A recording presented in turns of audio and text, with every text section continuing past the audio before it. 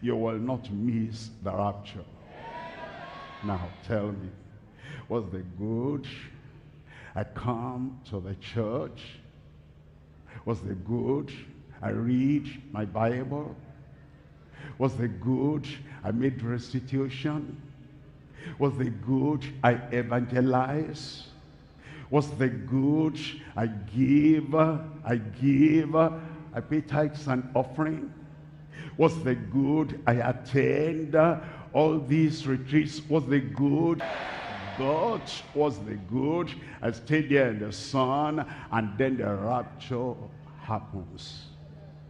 And the saints go marching in.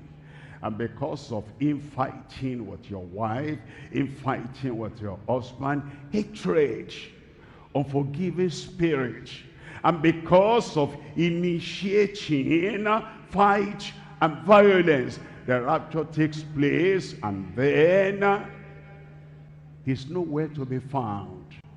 She's nowhere to be found.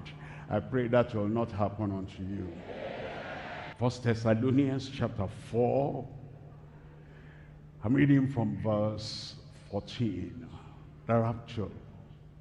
You know, there are people, they have a habit of delaying reconciliation. You and your wife, you are like in a tournament of fighting, exchanging words, brutal words, angry words, thunderous words.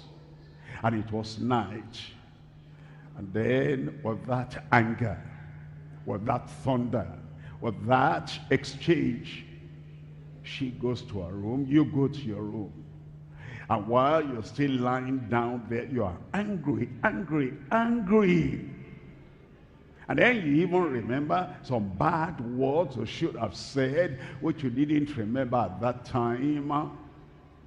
But you couldn't get up. You said, that's enough tonight. And then, in the night, the rapture takes place. Where is the reward and the result of all these years of labor and years of denial and years of this and years of that? The rapture can take place anytime, night or day. Here you are.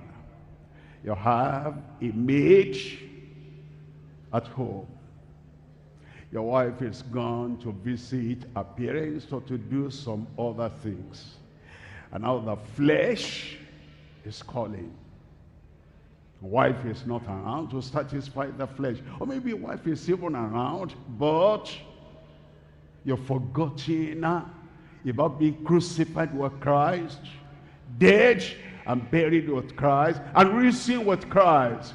And then privately, you and the maid, you do whatever you are doing. And then the rapture takes place. Look at this man who has been loud in testimony. I am saved. I am sanctified. I am filled with the Holy Ghost. I talk in tongues. There you are. The flesh has not released you. And the rapture takes place. Look at that man. Money. Money. Gehazi. He's been the servant of the man of God. And now, look at money on the bench there. Look at money in the offering bag. And he said, I'm out of work. I need money. And he puts his hand and he steals from God in the house of God. And when they're leading prayer, brethren, pray tonight. It's going to be great. God will do this. God will do that. He's shouting and praying. Meanwhile, stolen money is in your account.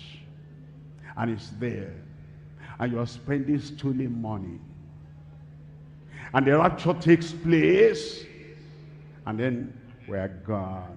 He tries to jump. My brother, covetousness will not allow you to make it.